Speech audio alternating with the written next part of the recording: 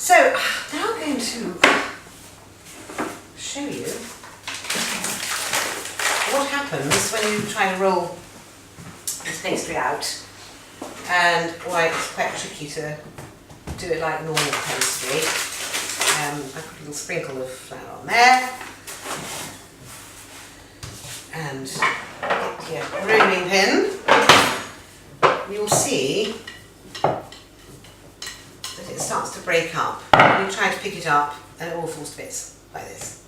And I'm sure those of you who've tried making this kind of pastry before will have the same experience. So I have devised a method which I think works wonderfully, and I hope I can share with you. What I'm going to do is get a piece of parchment paper. That does need to be parchment, not greaseproof. There is quite a difference. The parchment, nothing sticks to it. The greaseproof, everything sticks to it. So put your paper down there and put your pastry on the top, like so. And then I get a bit of cling film. If you can get your cling film on one of these dispensers, that's well worth it because it's much easier to handle.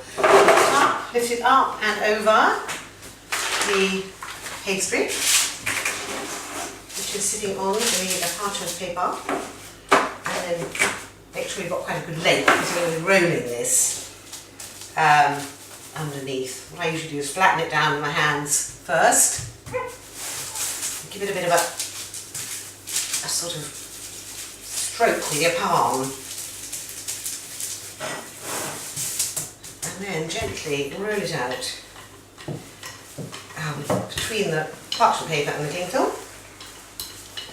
Just do it quite gently, don't go that too hard. And then the beauty of this is, you've got no flour getting in the way and making a mess, so just twiddle it around like that. And continue gently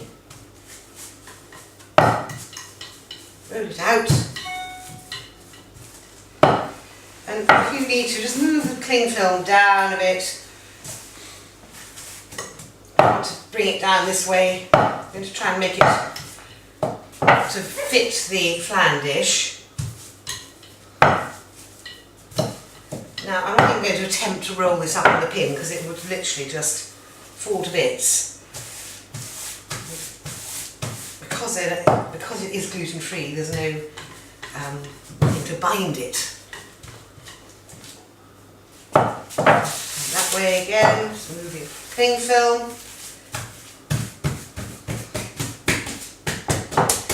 And if you, as it gets larger, it's quite a good idea to put another bit of cling film over. Like so, because then you can just go a little bit further with it. Doesn't matter about the shape, don't worry, it's not a perfect round. Just so long as it fits onto your flan dish. Then simply pick it up, pull it over, lift it up, like this, bring it up all around the sides, and then you can just, again with your fingertips, just rub its bottom. It's a marvellous way of getting out, ironing out all the creases and any cracks that you might get.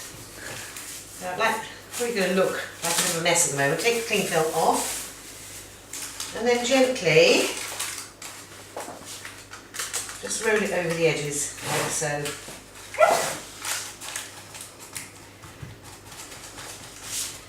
Now you can't really bake this blind because it just cracks it completely. So you put your filling in as it is. I put the whole lot in the oven.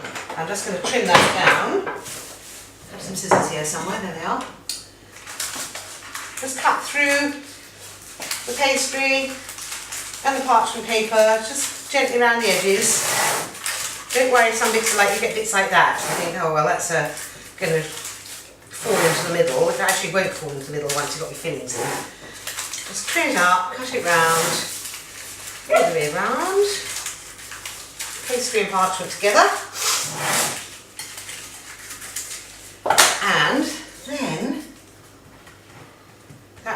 Don't worry if it's a little bit rough around the edges.